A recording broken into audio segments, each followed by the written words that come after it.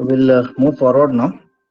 Uh, we'll understand what is function generation and also the precision points. Okay. Please try to understand this basic concept. If you have any doubts, you can ask me repeatedly. I won't mind answering because you need to get clear with this basics. Okay, so function generation is nothing but the motion of the input link is correlated with the motion of the output link. Okay, so that means for a okay, let me draw it using other color.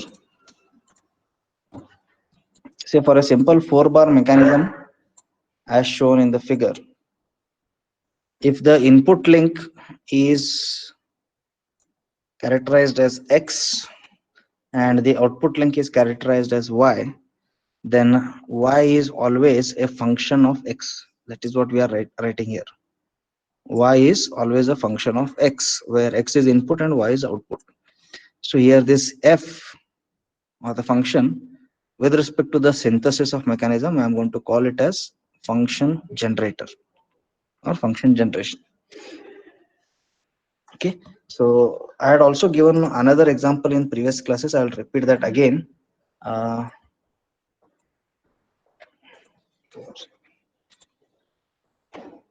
Excuse me, sir. Yes, Excuse me, sir.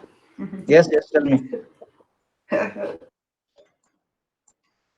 So there is some problem with your audio, sir. So it is breaking. Okay, just let me check the connection once again.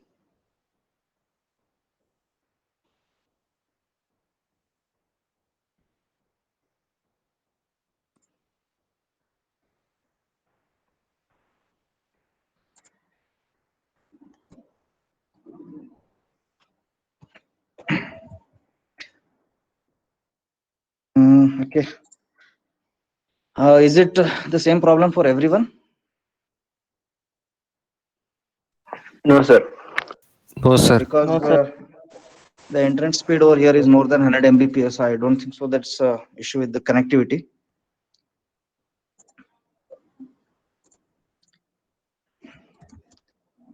Okay. Anyway, so I've given taken this example over here of a slider crank mechanism.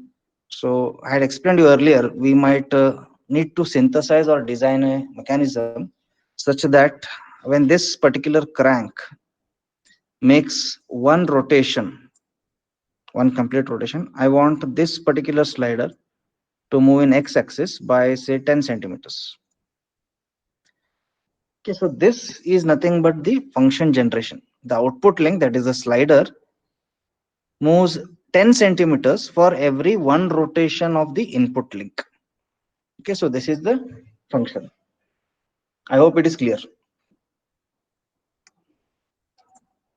Okay, now let us see the precision points. Okay, so I've plotted a chart over here. In this chart, you can see that there are two curves. One curve is with a continuous line and the another curve is with the hidden lines. Okay. The continuous line curve represents the generated function and the dashed line curve indicates the desired function. So what it means is while synthesizing a mechanism, we might have some particular function which we want or which we desire. As per that, we do the synthesis, manufacture the mechanism, and when it is put into performance, it might generate a function which is slightly different, or it might deviate from the required or desired function. That is why these two points are shown over here. But you can see that the generated function is meeting the desired function or required function at some specific points like P0, P1, P2, P3, P4, and so on. Okay, so the points where the desired function or required function meets to the generated function, those points we are going to call them as precision points. Okay, Let me take a very simple example for you to explain you the precision points more clearly.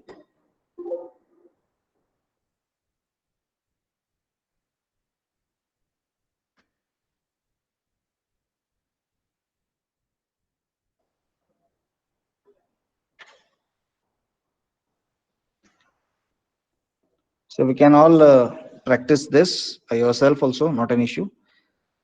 Now suppose I will give you only 2 points.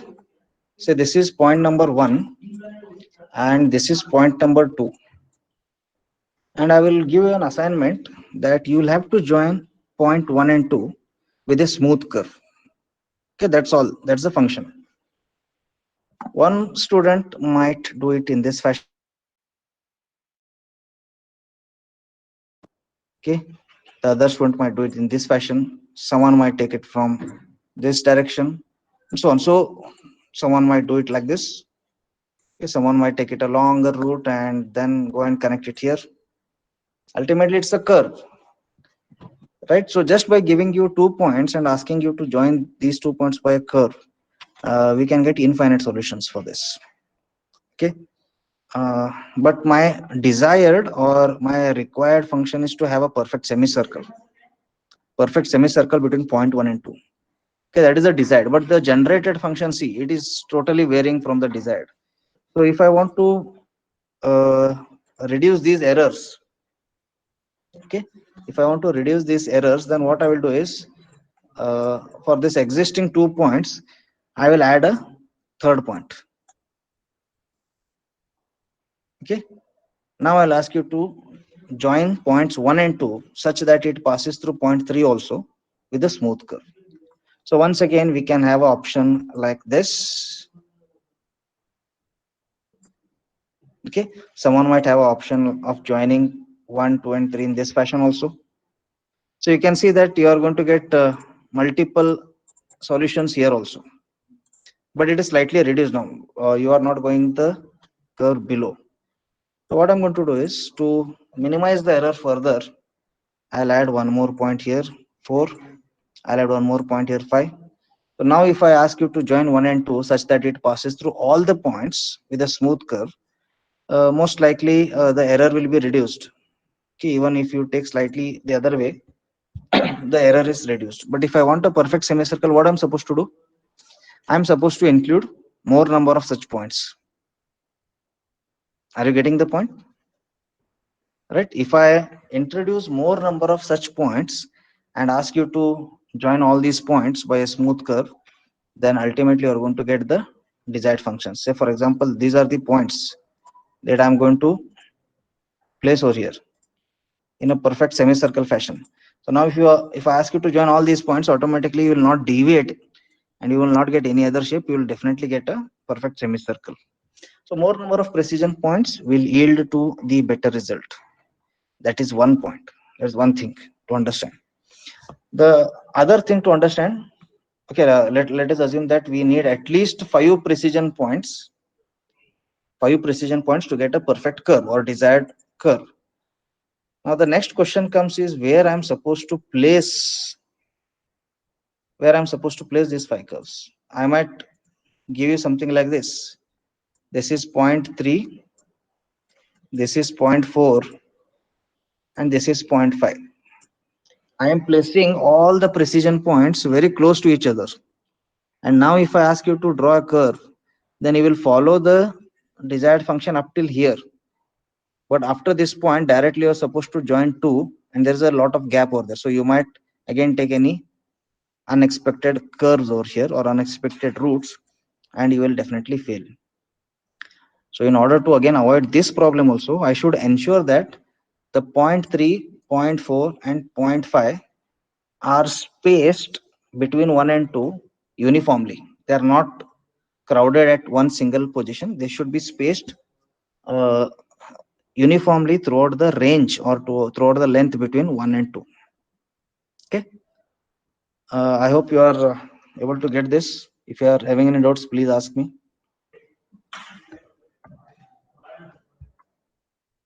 See, in this example, they have done the same thing.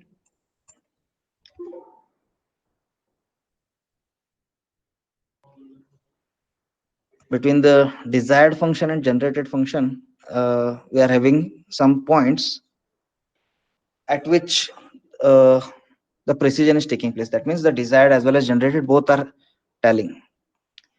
Sir, so while designing the mechanism only, have they ensured that this particular mechanism has to precisely work at that particular points, or it will Exactly. happen? No, no. Yes, before designing only, we have to choose how many precision points we want, and we have to design also where they are supposed to be placed. Okay, for example, you are designing a mechanism which is going to be used in a machine to machine. Okay, which performs a machining operation. So while performing machining operation, I might have some critical points wherein I don't want any error. I want it to be 100% accurate. So at those particular points, I'll ensure that the precision points are there so that the desired function and the generated function will not deviate. Okay, sir. Okay. So what we will be studying now is in the first section of the problems, we will study how to identify this distance, that is say between x0 to x1 over here, the distance between the first precision point. Similarly, between x1 and x2, distance between p1 and p2, and so on. So that means the spacing of these precision points have to be done properly.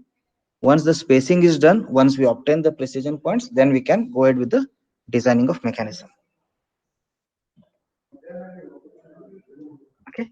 So I've just written a summary over here for that previous diagram. The first one is, it says that 4-bar link is not always capable of error-free generation of any arbitrary function.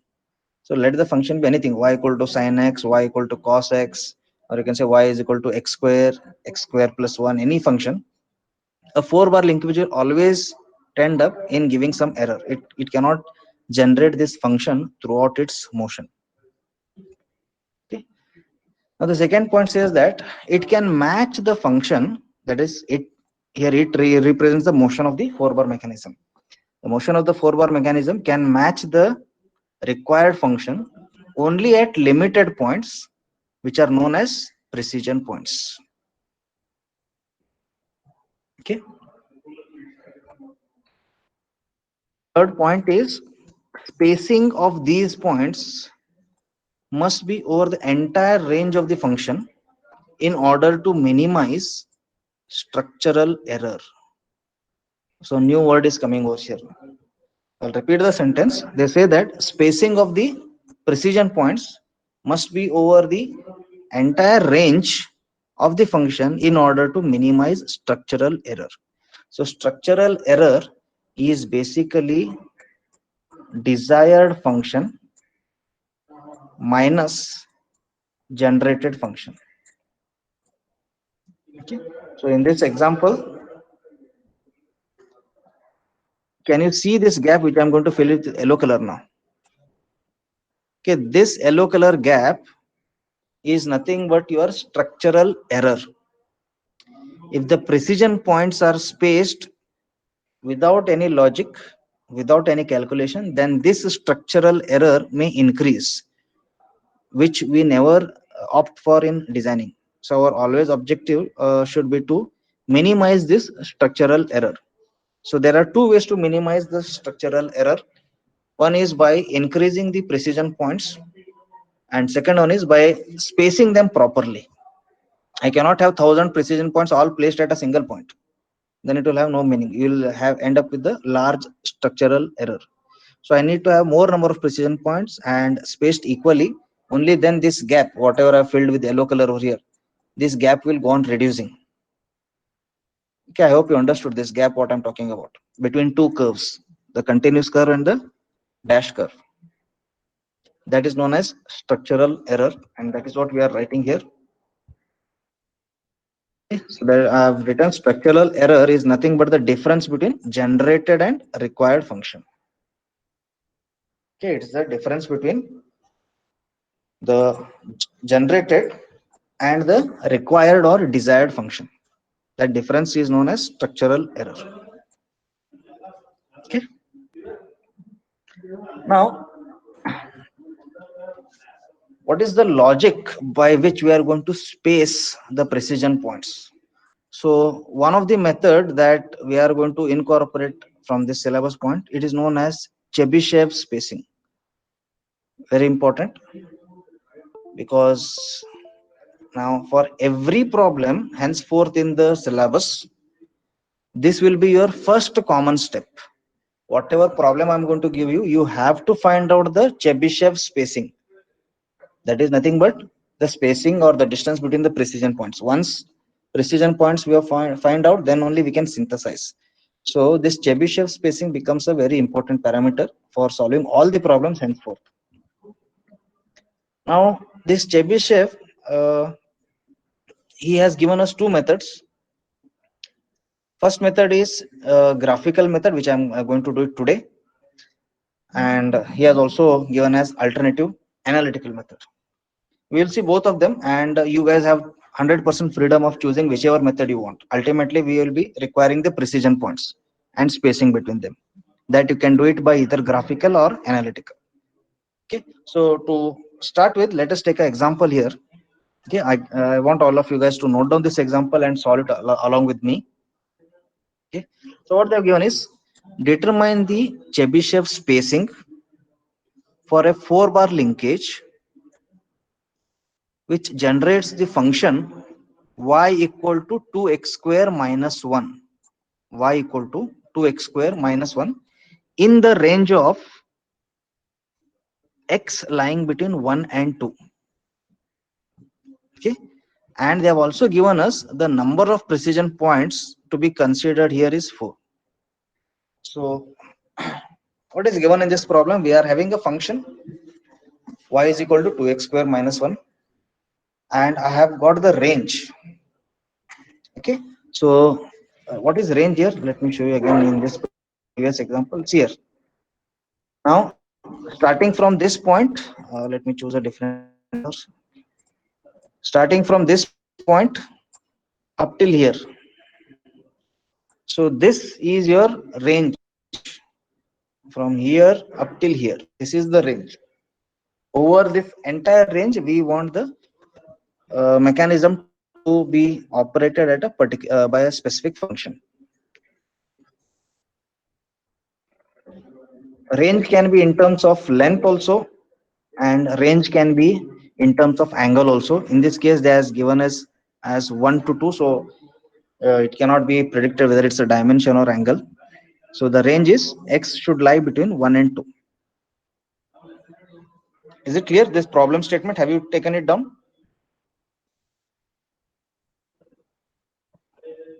Yes, sir. Yes, sir. Now we shall start solving this problem graphically. Step by step, I shall explain you. The first step, we need to draw a circle whose diameter will be equal to the range of independent parameter. Okay, so look at this equation here. And can you tell me which is the independent parameter out of this equation? Whether y is independent parameter or whether x is independent parameter? Yes. X. Yes, X. x is the y is the output. Y will be always a function of x. That means y is always dependent on x. So x becomes here independent parameter. So they have asked us to find out the range of this independent parameter. What is the range of independent parameter? Can anyone answer me this? What is the range of independent parameter? 1 to 2. Between 1 and 1 to You are just telling me the starting point and end point. But what is the range? Range will be 2 minus 1, that is equal to 1. So what I want is write down delta x. It is the range of independent parameter, which will be equal to 2 minus 1, that is nothing but 1. So our range of independent parameter is 1. Okay, I hope you understood the logic here. I'll explain again in this sketch once again. If this starting point represents 10 and the end point represents 100, then the range will be 100 minus 10, that is 90. I hope you got the point here. 90 is the range. Similarly, in this problem also, x lies between 1 and 2, so the range becomes maximum minus minimum value, 2 minus 1, that is 1. So as per this, our first step is we need to draw a circle whose diameter is equal to range of independent parameters. So I need to draw a circle whose diameter is equal to 1. So this one, of course, 1 centimeter, you cannot draw it. You can scale it up. Take a scale of 1 is to 5 or 1 is to 10. Okay. What I'll be doing is I will show the same thing in software so that it will be easy for you to follow up.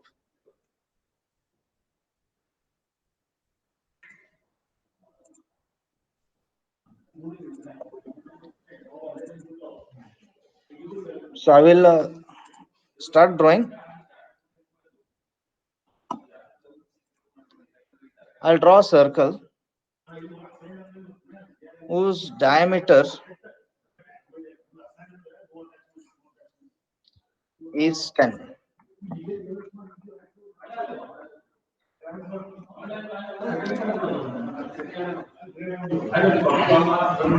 So I want any one of you to continuously communicate after you finish your first step so that I can proceed with the second step.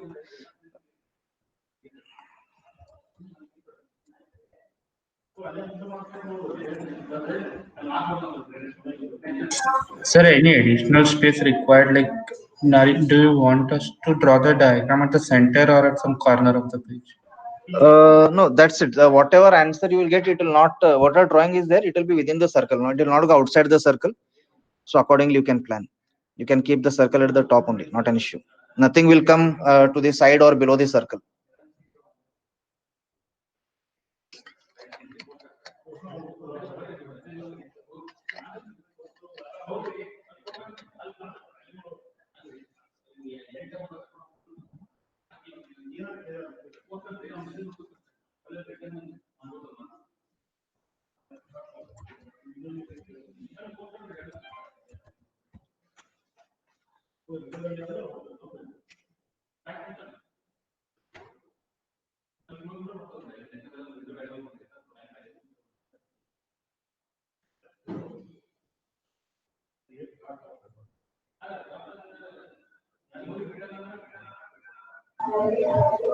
Completed the first step. Okay.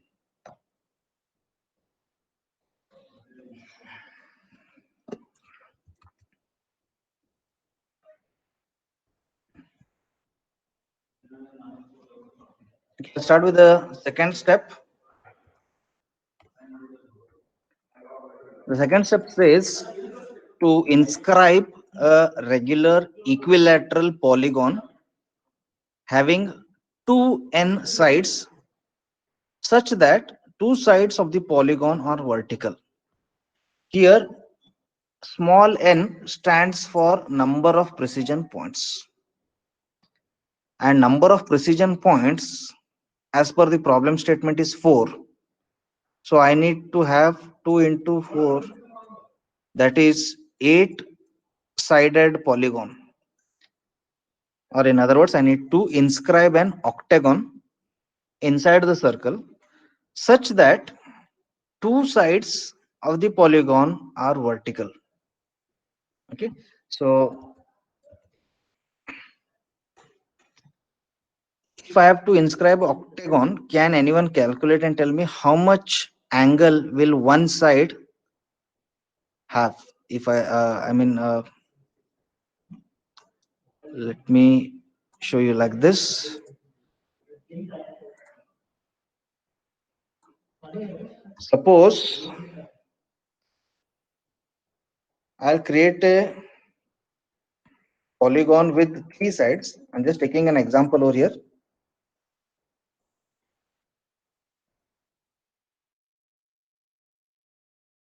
If I inscribe a polygon with only 3 sides, then what will be the angle by subtended by individual side? How are you going to measure that? So from this line, you're going to draw a line over here, and you're going to draw a line over here, and I can measure the angle between this line and this line. I'm going to get it as 120 degrees. I hope you can see here. So three sides, 120 degrees, 120 degrees, and 120 degrees, it becomes 360. Like this, if I want to inscribe a octagon, how much will one side subtend the angle? Sir, it will be 45 365. degrees. So Yeah, 45 degrees. 360 divided by 8, that is 45 degrees. Okay, so from construction, just follow these steps. You will understand at the end why I've done this. What I'll do is I'll just draw a line from the center up to the circumference at an angle of 45 divided by 2, that is 22.5.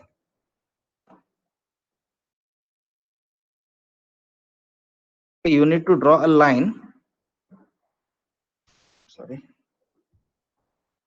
You need to draw a line which is 22.5 degrees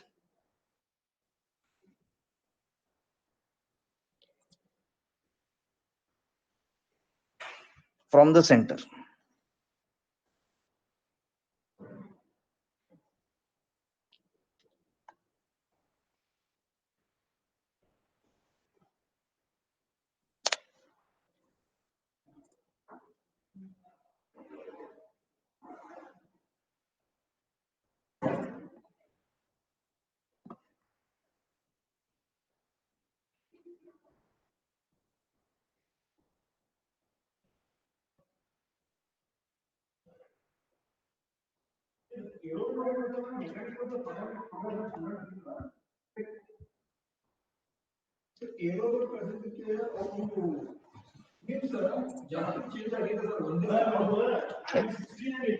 SHK sir.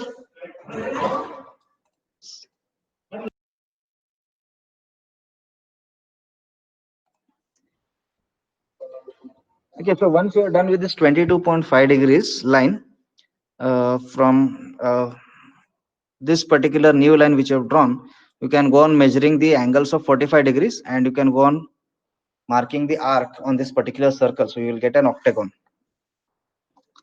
So I'll just show you. I'll just draw another line.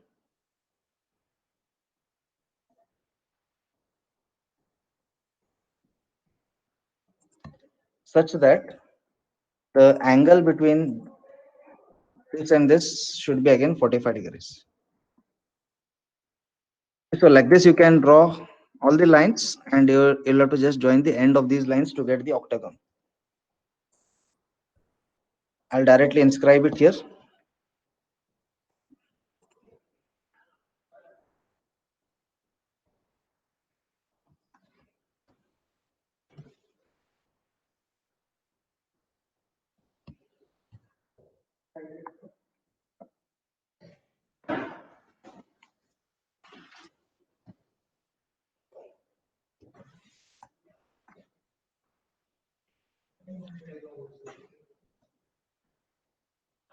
So all of you guys can see the software over here, which I'm showing. Now you'll understand why I had taken this 22.5. Because I had taken this 22.5, I got this particular line, which is 100% vertical. So that told you in the rule that you have to inscribe the polygon such that two sides are vertical. So this is one side and I have this another side over here. Okay, so these two lines are vertical, whichever I have highlighted. And the angle between them is 45 degrees. Since we started with the horizontal line, so half of that will be 22.5. That's why I have taken 22.5 degrees.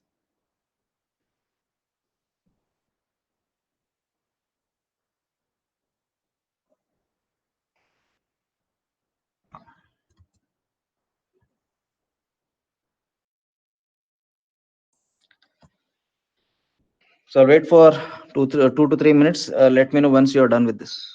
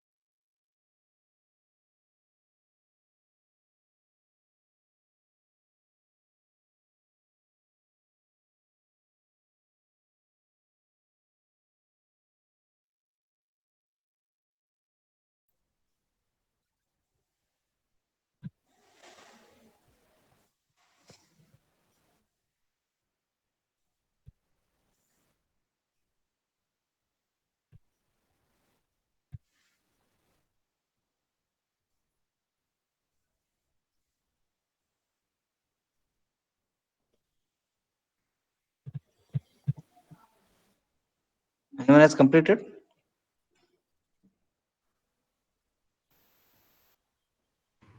Yes, sir. Yes, sir. Okay, Yes, sir. good. And I hope also you understood why we have taken the 22.5 degrees. Well, I'll delete this now. It was just for your reference. Okay.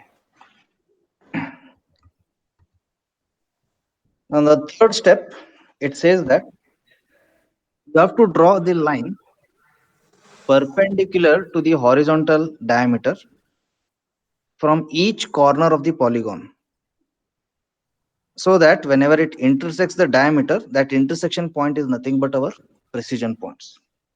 I'll repeat the sentence. Line drawn perpendicular to the horizontal diameter from each corner of the polygon intersects the diameter at precision points. So that means I'll just take a line here from this corner. Already perpendicular line is drawn. Go to the next corner over here. So from here you are supposed to draw a perpendicular line perpendicular to the diameter. From the next corner, again I'll draw it and I'll join here. Next corner already line is drawn. So like this, you will have to draw these lines.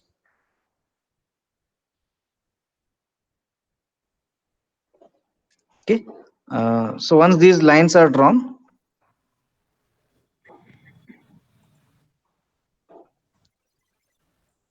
then I'll just draw a small circle for you guys to understand. So wherever I'm drawing the circle, small circles, these are nothing but our precision points. You need not draw the circles here.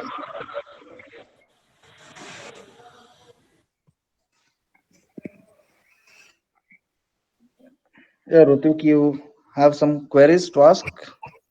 No, sir. So these small circles, you need not draw. I'm just drawing for you guys to understand where the precision points are coming.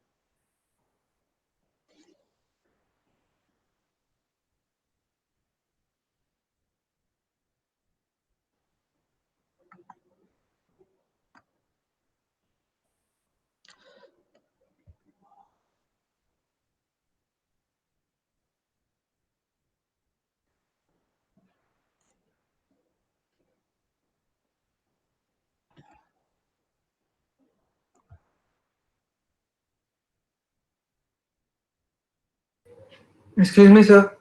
Yes, So we have to also mark those precision points. yes.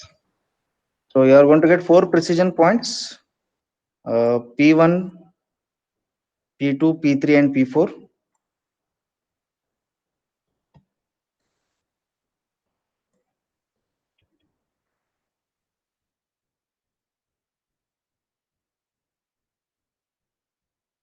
But don't draw circle there. Circle is just for your demonstration. Just mark it as a point. So those are precision points. So I hope all of you can see what I've drawn here: P1, P2, P3, and P4.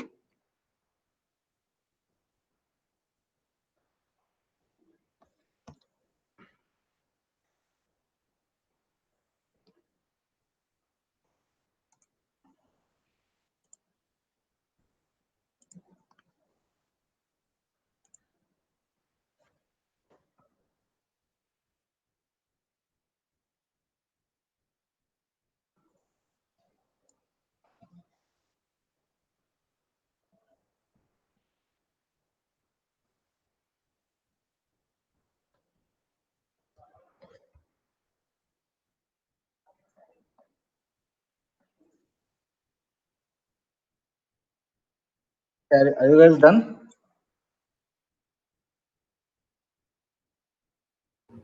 So you have marked center as a precision point. No. Center is not a precision point. See, because that's not a corner from which I'm pulled the line. Above center, there is no corner. But because of the software, automatically it has taken a mark or the circular mark. But it's not. That's not precision points. Yes, sir. Only from the corners, whatever lines you have dropped perpendicular, wherever it will intersect the diameter, that will become your precision points.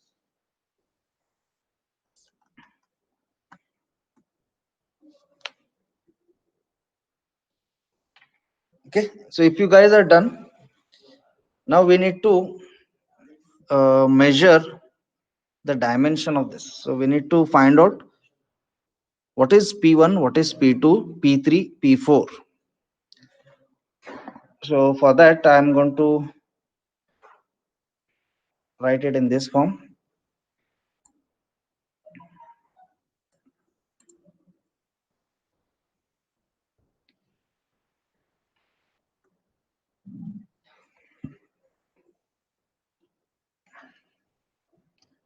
Okay, guys, all of you just listen here. Because of the range of the value of x which they had given to us, which was between 1 to 2, so that is why you can see at the starting point, of the circle, I am going to term it as x1. I'm sorry for the earlier naming. The starting point of the circle will be x1, and the last point of the circle will be x2. This will just ensure me that the range of the x is between 1 to 2. So I've just extended this line for your reference, where x is also equal to 0. That is the original reference.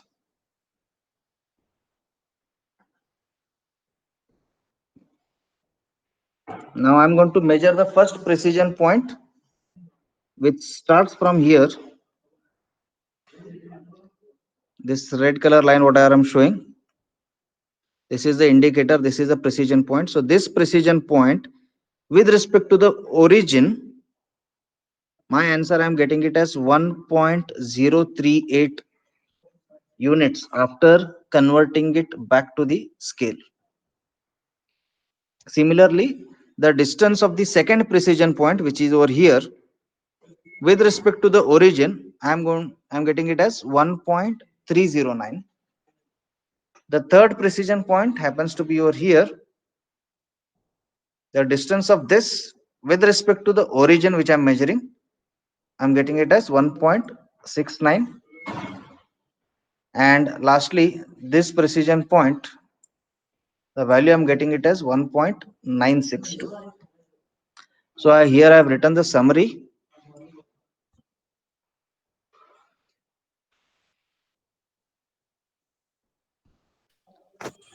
Sir, but while drawing by hand, it will not get that 3 decimal precision. No, that's why you already scaled it up, right? You have scaled to 1:10. So I have got it as 1.038. You might get it as 10.3 because your scaling is 1:10. So measuring 10.3 centimeters should not be an issue. Only 1 decimal will get. Yeah, only 1 decimal.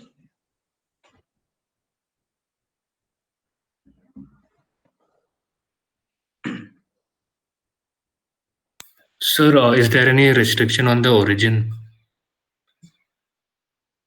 Yeah, definitely. See here. This distance from this point to this point, that is the diameter of circle. As per the problem, I'll talk without scaling. Okay. As per the problem, it is to be 1. So this entire thing is 1. Okay, got it. So what I've done is I have extended one more unit over here. Okay, if I consider this as 1 centimeter, then I've extended 1 more centimeter over here to get the origin, which will be 0, 0. Why I've extended 1 more? Because our starting point itself is 1 centimeter. So if I go back by 1 centimeter, I'll get the reference point as 0, 0. I hope you are getting this point. Yes, got it. x0 is 1. The start point or the starting range is 1. So I have to go 1 unit backside to get the reference point. Okay, sir. Got it. Thank you.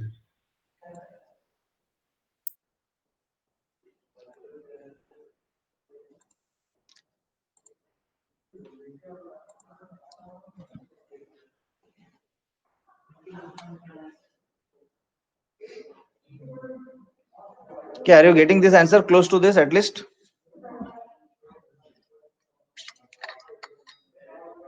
Yes, sir.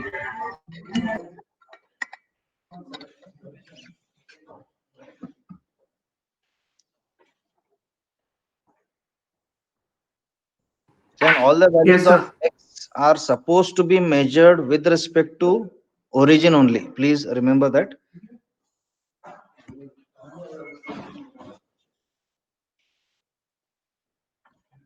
So that asked us to give us 4 precision points. Those 4 precision points are either P1 or X1, P2 or X2, P3 or X3, P4 or X4. So these are the 4 precision points. Above and below these 4 precision points, we still have 2 more things, that is X0 and X5, which represents the range of that particular function. So your precision points should lie in between the range. You cannot get, if you're getting the value of x1 as below 1, then your answer is wrong. If you're getting x4 as more than 2, then also your answer is wrong. It has to be between 1 and 2 only. See, like this, for any function, I can set the number of precision points. Even if you want, I can make it as 10 now here. I can create 10 precision points. And by this graphical method, I'll have to draw a polygon with 20 sides. And then just go on dropping the perpendicular lines. I'll get 20 precision points. I'll also get the spacing between them. So we'll be stopping this problem here itself. I mean, this is the solution. If you can get this table, this is your final solution. Okay, so if you have any doubts, you can please unmute your mic and ask. If no doubt, then we can wind up the class. So in the graphical analysis, is this the only method? As in, for different kind of range, is it different, or for all kinds of problems using graphical method is the same procedure? See, now for overall synthesis of problem, what we have done is only 25% of the problem. That means we have only found out precision points. Still, we have not learned how to design the mechanism, right? But for finding these precision points, yeah, this is the only one graphical method. For designing the entire mechanism, there are multiple methods. But for finding the precision point, this is the only method. That's why at the beginning I told you, this method you are going to use it throughout your syllabus now. For every problem, we have to find out Chebyshev spacing. Whether you do it graphically or analytically, but this is a common method for all the problems.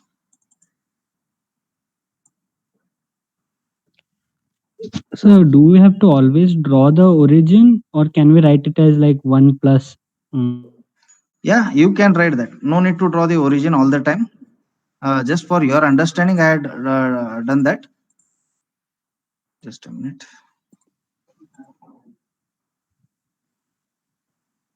See, this origin need not be drawn all the time. What you can do is you can measure this distance and add +1 to that. But your measurement will become a little bit difficult here. For example, you need to measure the distance between starting point of the circle and the first precision points, which will become as 0.038. For that, you will have to add 1. Then you will get the answer as 1.038. Instead, you just mark the origin, and if you measure it from here, the measurement will be easier. Okay, sir. And it's totally your choice. No hard and fast rule. Ultimately, we want the 4 precision points. Right, sir. Any other doubts? No, sir. Okay. Fine, and we'll wind up today's class. We'll take up a few more examples on this, and we'll solve the same problem by analytical method and try to compare the results. The results will be exactly same, whatever you got in the graphical, it will be exactly same. Slight decimal difference might be there if there is any error in your drawings. Okay, that will verify it in the next class. Okay, so thank you. Thank you, sir. Thank you, sir.